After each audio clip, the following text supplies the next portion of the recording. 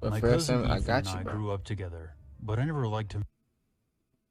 All right, bro. Hey, everybody turn off your lights. No, Nightmare's on the way, bro. It's not. It's animated, bro. It's not gonna be scary, bro. Everybody turn off their lights, bro. Everybody turn off their lights, bro. Turn off your lights, bro. You can have your LED lights or something, you know what I'm saying, on, but you can't have no bright ass fucking white ass fucking light, bro. You don't even have the link. No? Yes. Turn off your lights fast, bro. Lights off. Yes, bro. Yes, turn off your lights. Turn off your fucking lights. Turn off your fucking lights. Turn them off. Turn them off. Now. Let me turn up these ones, bro. These ones, they're actually. Let me keep these ones on, bro. Ooh, W red. Everyone go red. Imagine. No, no. Okay, okay. You guys ready? Hey, let me know when you guys are ready, bro. Hey, everybody gotta stay in the chat, bro. You guys can't leave and be some bitches, bro. If you guys leave and be a bitch, bro. Why the little snag in the stream? What the fuck? The nigga just is playing at that time, bro. KJ, let's watch an actual scary movie. I can't, bro. I don't have no scary movies to watch. Chill you on the TV. I don't need noise complaints. Ready? Alright, bro. Very much. His family was rich, so he always had the best Netflix, can't watch stuff. Netflix on stream. Mine wasn't, I don't even and have I Netflix. didn't. On Halloween of 1985, we were going trick-or-treating together. I was the Terminator. He was Freddy Krueger. His mask cost almost $100, and it looked exactly like Freddy's face. The scars, the sneers, everything was just right. I didn't have a mask. My parents couldn't afford one. I had torn aluminum foil taped to the side of my face.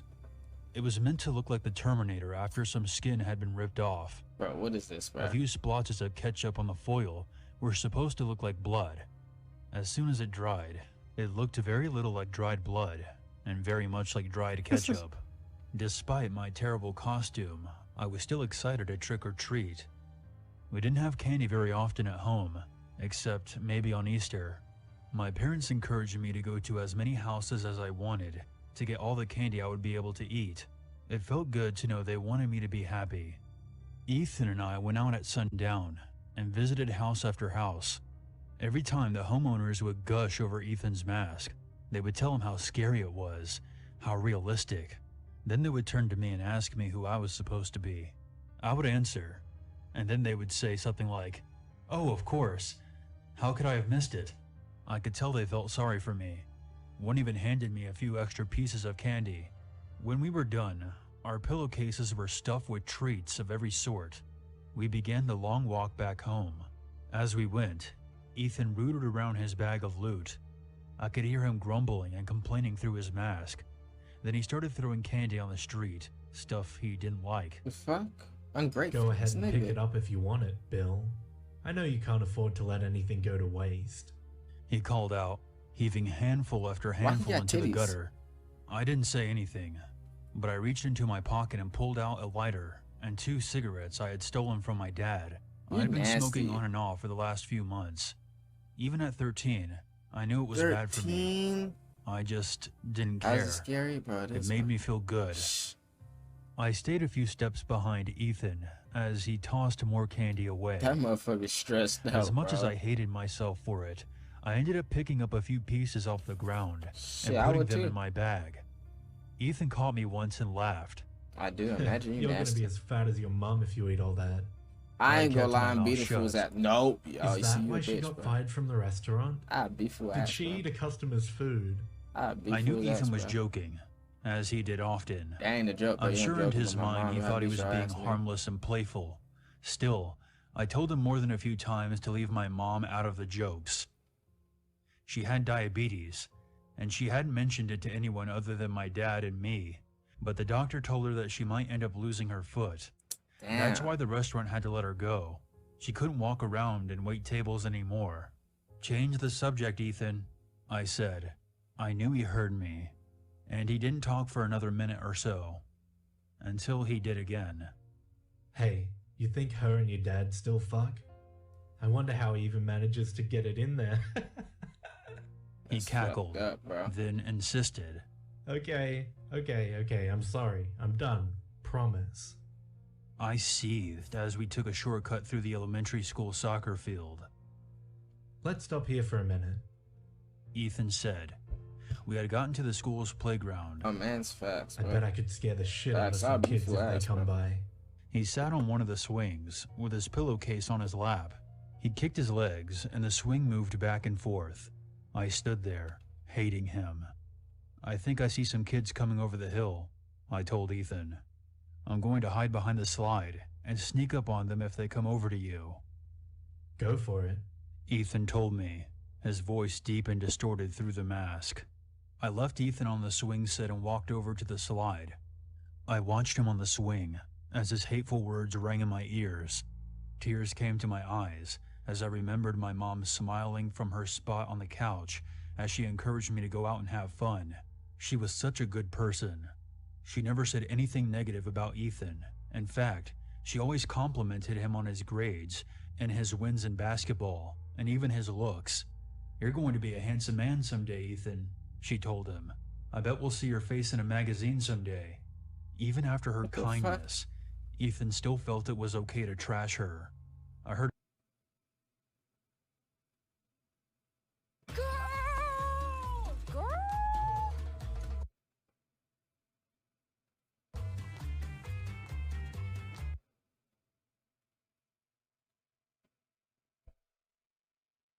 Febreze Light eliminates odors with no heavy perfumes in light scents you'll love. Febreze Light. I heard him laughing to himself across the playground. I didn't know why exactly, but I thought I had a pretty good idea. I reached in my jacket pocket for another cigarette, knowing the Bro, smoke would another calm me one? down. But it Oh, had you come apart. dirty. My pocket was full of loose tobacco and paper, and the lighter. Ethan was still laughing as I fingered the lighter in my pocket for a second. You Then I fingered it? pulled What it the out. fuck? I walked up behind him. Ethan didn't know I was there as he shouted. Okay, one more thing, and I'll never say anything about her again. But unless your dad's got a big dick, he'll never manage to. Oh, I you a flicked the threat. lighter near the back of Ethan's neck, right where his hair and the mask met. The hair went Oh, up quickly, what the using his fuck? hairspray as an accelerant. Then something happened I didn't expect. The mask burst into flames. Ethan jumped off the swing and ran in a loose circle, trying to pull the mask off his head. What I in the saw it ripping menace? under his fingers. He couldn't get a grip. The material bubbled. His screams barely muffled as the molten chemicals clung to his skin, echoing off the brick walls of the elementary school. What the fuck? After a few seconds, he fell and rolled around on the playground, pushing his head into the sand to try to put out the fire. He succeeded, but the damage was done. He turned over on his back, no longer screaming, but gasping and shallow hyperventilated He breaths. still got titties. In the moonlight, I saw the mask was completely fused to what remained of his skin. One of his eyes had completely burst, but his other What darted the around, fuck? almost like he was confused and wondering where he was. I saw something moving on the other side of the Dude, field. what the fuck? Kids were coming. I yelled to them to call an ambulance, and I waited, unsure of how I felt, until the paramedics got there. I took complete responsibility for setting Ethan on fire. Why would you do that, I you said I weirdo? had been sneaking up to scare him by flicking the lighter near his face. And yes, I got into a lot of trouble, but everyone believed it was an accident. Ethan's face was destroyed. He What had skin the grafts and bone fuck? grafts and all sorts of reconstructive surgery, but he Yo. never recovered, not physically or emotionally. He killed himself in 1990. His parents held a very expensive funeral. I was invited. They had forgiven me for my part in his accident How years do you before. forget someone for killing your In son, fact, bro? their Damn, subsequent lawsuit against the mask company is the reason why Halloween masks are now made with flame retardant materials. My mom died a few years before Ethan, but not before complications from her diabetes took her left leg. Dad and I were with her in the hospital. At the same time, Ethan's parents were there to see him through another round of reconstructive surgery. They visited Mom, Dad, and I while Ethan was still under, recovering after a successful set of grafts.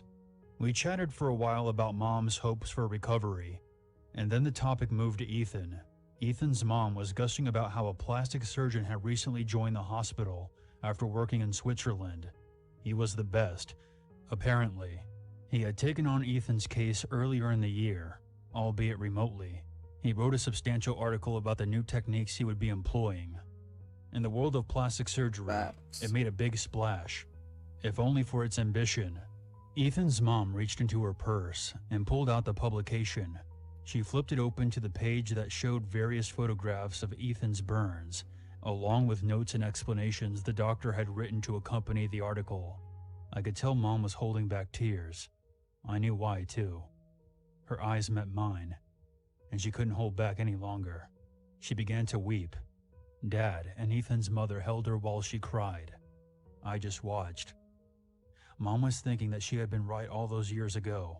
She had been right for all the wrong reasons, but right nonetheless. Just like she had predicted, Ethan's face had finally made it into a magazine. On Halloween night 2002, Bro, that shit wasn't even scary. That shit was 21-year-old menace-like. Chris What the Jenkins, fuck, a bro? That was University of menacing and Minnesota shit, bro. student, went to celebrate the spookiest night of the year was a down at menace the and Lone shit. Tree Bar and Grill with his girlfriend, Ashley Rice, and 3 other friends. Oh, menace Shortly facts. after midnight, Chris was separated from his friends and ejected from the bar. According to reports later given to So you're police, not a scared drink of was facts. accidentally spilled on his pants, and the security supervisor assumed that Chris was so intoxicated that he urinated himself. After Chris was removed, the security guard in question was given instructions not to let him back inside. There be mod, no cap. Unfortunately for Chris, since his Native American Halloween costume had no pockets, he had asked Ashley to keep his wallet, keys, and cell phone in her purse for him, and his coat was left inside the bar on what turned out to be a chilly 20-degree night. Since he was not Let the bro get his designated shit. What the driver, fuck? Chris was unable to get a ride home and could not contact his friends inside the bar. He was last seen headed away from the bar on foot, but did not return to his residence and was eventually reported missing. Why On didn't you just February go home? 27th the following year, Chris Jenkins' bloated, decaying corpse was found floating beneath a bridge on the Mississippi River. What the fuck? He was still dressed This in his isn't Halloween Mississippi, costume bro. and had gotten Fucking wedged Zay's in the fucking branches place, of a my nigga. large That's what they tree do in fucking located Zay's next hood. to the upper St. Anthony Falls Dam. The medical examiner found no signs of foul play on Chris's body, so the official cause of death was listed as drowning. Despite the I'm police ruling on drowning. death by misadventure, I'm drowning. his family That's launched just their a own lot, independent man. investigation and discovered a number of odd discrepancies. The Jenkins family hired a private detective, Chuck Loesch, to further investigate their son's disappearance. When Loesch questioned staff at the Lone Tree Bar and Grill, they maintained that Chris left the bar on his own, and the venue's owner Debbie eventually Uptown, issued a cap, gag bro. order, Imagine instructing 1,000 employees Debbie. not to speak to anyone That'd be without an attorney. $1,000, no cap. Loesch also contacted the Yeah, Federal bro. Reserve Bank, who happened Bro, to be the isn't owners she of supposed the to be 2 doing your homework, CCTV bro? cameras that had a good Not getting view of the $1,000 Hennepin in my Avenue shit. Bridge. The bridge was on the route that Jenkins was likeliest to have taken, but when the bank checked the surveillance footage from the earlier morning hours of November 1st, there was no sign of him. Loesch's investigation also led him to multiple witnesses who each independently recalled a fight that had occurred in front of a local pizza place. Though it was unclear if the victim was Chris, a gang of around 9 or 10 people had violently attacked another outside of the restaurant. Bro, why you need 10 Mike people Casey, to an fucking off-duty beat up, police beat up one officer, nigga, bro? was You a present in bitch. the area on the night of Jenkins' disappearance. He was moonlighting as a security guard for the nearby Hennepin Center for the Arts and was introduced to Jenkins by his girlfriend, Ashley Rice. Ashley happened to work at the Lone Tree Bar and Grill and was familiar with Casey, well enough that she had borrowed pieces of his uniform to complete her cliched sexy cop costume. There are rumors that Casey had in fact masterminded Jenkins' removal from the bar as a way to get to Ashley, given that he actually gave her a ride home later that night when her shift finished. The Minneapolis Police Department never formally questioned Casey, but stated that he's a married man with children. We don't want to break up a family. An incriminating statement, indeed. I got 1K, no The cap. Jenkins family went as far as hiring 2 separate groups of bloodhound trackers to trace Chris's scent from the Lone Tree Bar across the street to an underground parking garage. The scent trail led to parking stalls that one of the bar's bouncers was reportedly parked in on Halloween night. A bloodhound produced a long hit for Chris's scent on this person's vehicle. Droplets of blood residue, a piece of red string, okay, somebody's not from red Florida. feather fragments, which possibly belonged to the headband of Jenkins' costume, were also found in the garage. Jenkins' blood alcohol was only 0.12%, so he could not have been particularly drunk, but coroners noted that traces of GHB were found in Chris's system. However, since GHB is a substance which is produced by the body naturally, this did not necessarily mean Chris was drugged. Forensic pathologist Dr. Michael Baden took issue with Jenkins' body being found with his arms crossed in front of him. Drowning victims who accidentally fall into water are almost always found face. Ooh, I gotta follow on tactic, no cap, chat. Okay, this is gonna be tough. Guys, you guys should go follow me on tactic, bro, so I can hit 100 followers. No cap, bro. Let me see it again, ain't no way, bro. Queen. I didn't mean to. Yeah, already. W no cap. Found face down with their arms outwards towards their sides and their clothing disheveled. Yet Jenkins' shirt was tucked into his drawstring pants and his oversized slip-on moccasins were still on his feet. This led to speculation that Chris was already dead when he was placed in the river. Hydrologists who studied the Mississippi River were highly skeptical that Chris's body could have been in the water for as long as 4 months without ever being seen, as the river did not freeze over until January 2003. What's more, the area beneath the 3rd Avenue Bridge was searched in the weeks following his disappearance, with no sign of him. A daytime thawing occurred on February 27th, the day Chris was found, so he possibly floated from another location before his body got wedged in the trees. Jenkins' family found it extremely unusual that there was no bruising on his body. Their son was an enthusiastic lacrosse player, a goalie in fact, who often came home from practice with huge purple and yellow patches on his legs and forearms. Since these bruises were not present, his parents believed he may have been alive for a couple of days after he went missing, allowing enough time for his bruises to heal. I'm gonna try to get John Morant to follow me on the Twitter. Jenkins family met with Minneapolis Police Chief Tim Dolan, who had decided to reopen the investigation based on the newly attained evidence. Chris's death was eventually reclassified as a homicide, and Chief Dolan held a press conference to issue a formal apology to the Jenkins family. Years later, Dolan would state that he estimated Jenkins' death was 50% chance of homicide, 30% chance of accidental death, and 20% chance of ending his own life. Hey, Chad, what's homicide? Once the case of Jenkins' death was reopened, an informant told authorities he had witnessed somebody throw Chris's body off the Hennepin Avenue Bridge into the Mississippi River. They're just not touching me on phone. But there was skepticism about this story since Chris had no broken bones or injuries, and it would not have been possible to toss him over the bridge's high safety railing without his body hitting a steel support beam and vertical metal cables on the way down. Yeah, that's what I got to just make In sure. July 2007, the Hennepin County District Attorney's Office announced that they had been approached about filing charges against a suspect for Chris's murder, but declined to do so. The suspect in question was one Jeremy Alford, KJ, who was serving a life sentence for the brutal murder of a man by the name of Douglas Miller. Guess what? What? Alford admitted to being a regular drinker down at the Lone Tree Bar and Grill around the time of 2002. Chris's case also had been connected to the infamous smiley face killer, as his death took place around the same time that many college-aged men in the Midwest were discovered dead. Not now. It's gonna take a while. Just gotta drinking. Like his tweets and comments on stuff and take no smiley face graffiti has ever been take discovered things in from there. relation True. I had 100 hours, dude. Congratulations, dude. I thought it would be kind of fun to share a spooky event. But Chad, these aren't even fucking scary. These are disturbing. I ain't gonna lie. But we gonna watch the last one. I just moved to my current flat in Rains Park, southwest London, and I was fairly unfamiliar with the area.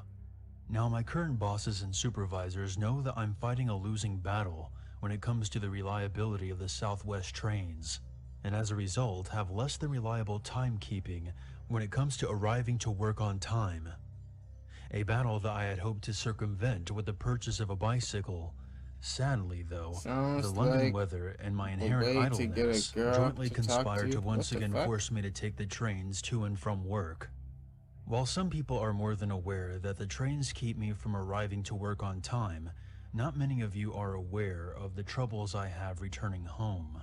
That is to say, I have many a time found myself stuck at And make sure you Clapham guys like my Junction tactics, bro. with I'm no gonna say, train you know to what I'm take me saying? back to Rhines Park. I'm In 1,700 these likes. circumstances, I had to take a bus to Wimbledon Common and walk the remaining 3 miles on foot. It is actually quite a pleasant walk. London doesn't have many hills if I walk along the Ridgeway. You can actually occasionally catch a nice view. True, it is of Croydon, but a nice view nonetheless. Now, to call Wimbledon Village a privileged area would be an understatement.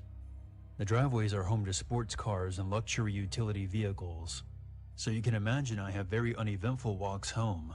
I rarely see anyone on the trip about, from the odd older couple, perhaps walking home from a late dinner party, or even a person walking their dog.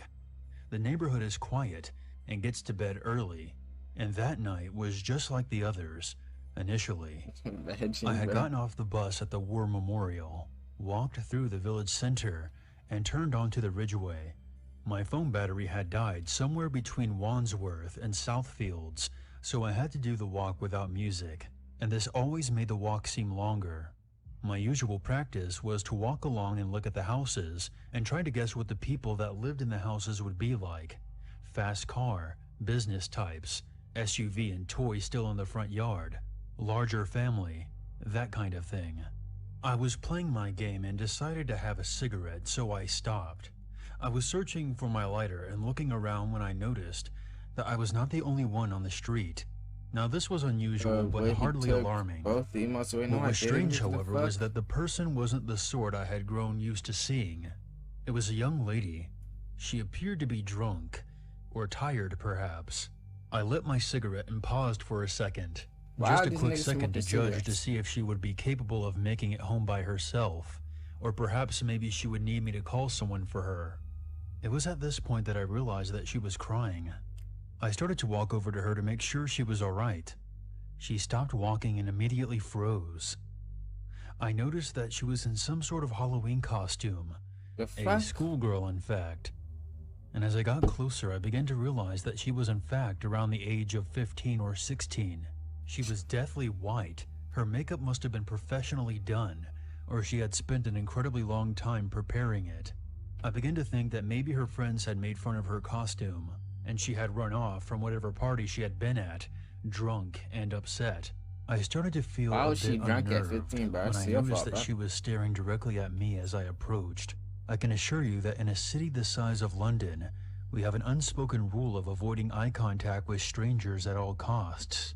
It was at this point I assumed that she was under the influence of something other than alcohol, and I decided to be a bit more cautious. I stopped about 4 or 5 feet away from her and spoke. "Are you okay? You seem to be a little upset. Are you in any sort of trouble?" Nothing from her part aside from that stare. "Have you had a little too much to drink? Maybe Why he sound smoke?" like the feds? Yeah, right. Why he sound like I know the hallucinogens feds, when man? I see them. There was still no response. "Do you need a taxi home? Do you remember where you Oh, hell live?" nah, she possessed At this, for the real. girl began to cry, but this time, she was absolutely wailing. I could feel her raw sense of despair. I actually flinched at the sound. Oh, he It felt was it raw. positively unbearable. She was dancing on the border of hysterics, perhaps even putting one foot along the line to see what would happen. I was stunned. I wanted to console her and run in equal measures. I wanted to comfort her and chastise at the same time. All I managed So I don't was help a people, meek, chat, bro. "Why are you crying?" Unless I know you, She bro. must have heard me somehow, because she began to draw herself back from the edge of what can only be described as a complete breakdown. She was still heavily sobbing, but once again, she brought her eyes up to mine and said, very softly, "Because you're gonna..." What? No, now I want to know, bro. Why they have to give me the ad like that, bro? Come on. Japanese smart What the patches fuck? are taking Ew. the world by storm. The fuck is Just this? apply them before bed and wake up feeling refreshed. Bro, what the fuck, nigga? The fuck was that, bro? Skip that ad. Dirty ass feet, nigga. You're gonna die. Now, I've been unfortunate enough to witness death firsthand on more than one occasion. Suffice it to say that these events have always left me with a lot to think about, and I in fact have come to terms with my own mortality quite early in life. It struck me that perhaps, like too many of us had, this young lady had someone quite close to her die recently. Perhaps she was going through the same dark realizations that follow being in the company of death. The same thoughts that can keep children up at nights and the pews full at churches. I wanted to let her know that everything would be fine and that death was simply a part of life.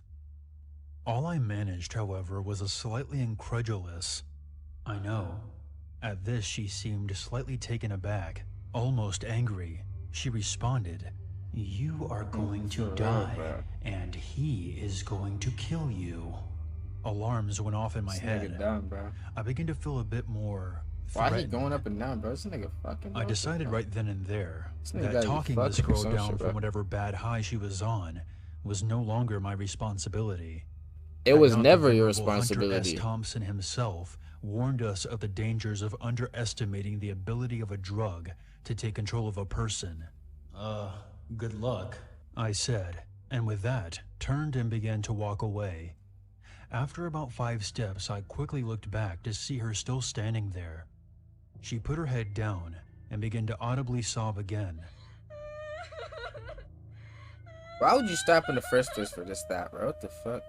I quickened my pace and shortly had walked along the natural bend in the road, leaving her out of sight. I This left a bit fucking agitated. moron. I remember putting my headphones back in my ears and trying to listen to music from my phone, only to be reminded that it was still out of power. I was still 2 miles away from home, but at So the why pace I is was he walking, walking like I was this? confident I could cover the ground in less than 20 minutes. No less than 2 minutes later, as when Why I you first in the heard forest, the shouting. bro? It was a man's voice, layered with an excruciating sense of malice and rage. I am coming for you. Bro, that's when you couldn't pull quite up the place blicky. where the voice Pop had that come bitch from, ass nigga. What but the it fuck, seemed bro? as though he was at some distance behind me, on the same road, possibly from where the girl had been. I immediately realized that I was to be the victim of some sort of Halloween prank. I didn't, however, slow down. I imagined at this point that I was supposed to get scared and begin to run, and I was determined not to play along. The man yelled again, and this time he seemed to be significantly closer.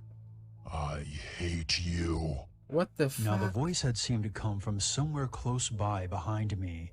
That is to say, at the volume of the voice, I would have expected to have seen the man addressing me, but I was still very much alone on the street. I was walking quite fast, so the person yelling at me must have been running, yet I heard no other footsteps. There was obviously more than one prankster, and they had various hiding spots along the street. I quickly decided to be a rather poor sport and cut off the main road and go down Thornton Road by the Swan Pub. I hate to admit that their practical joke had gotten the better of me, and I did not want to see what they had in store for me next.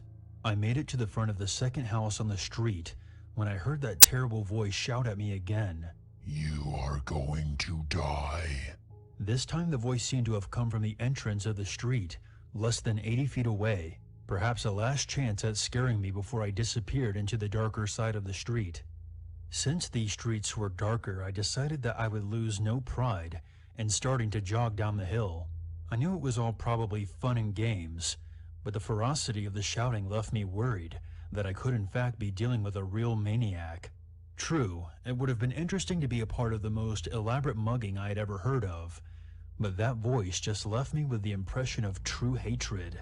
I didn't want to meet the person, or people rather, that could mimic and channel Why such he running malignant like that, feelings bro? at Shit, will. she's in the fuck I had up, made bro. it to the curve where Thornton Road becomes And you stop, Thornton bro. Road, You're so when stupid, all of a bro. sudden, I will kill you.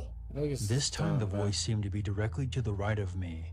He must have been hidden behind the fence of some house, or perhaps even within the house itself. I had obviously walked right into their trap.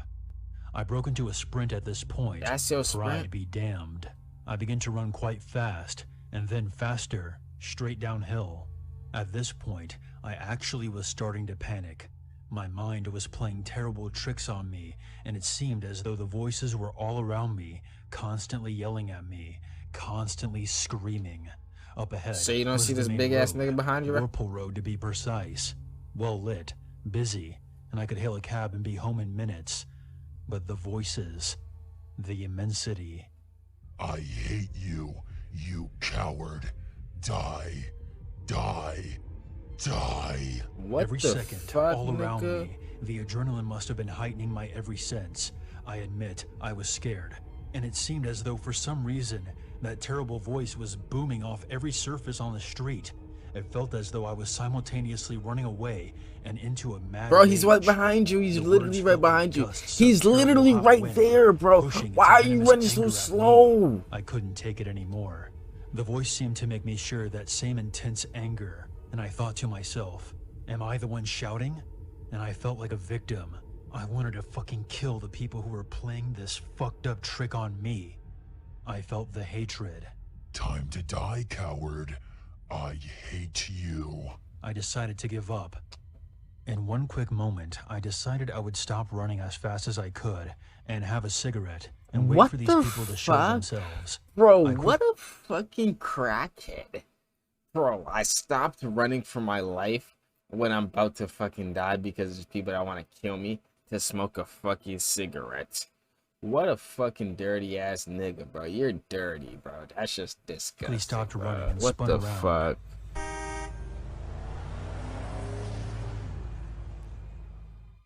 A car beeped as it raced past exactly where I would have run to had I not stopped at that exact moment. In my blind panic, I had run past the sidewalk of the main road and onto the actual road and had avoided being run down by inches. I looked up the road I had come from.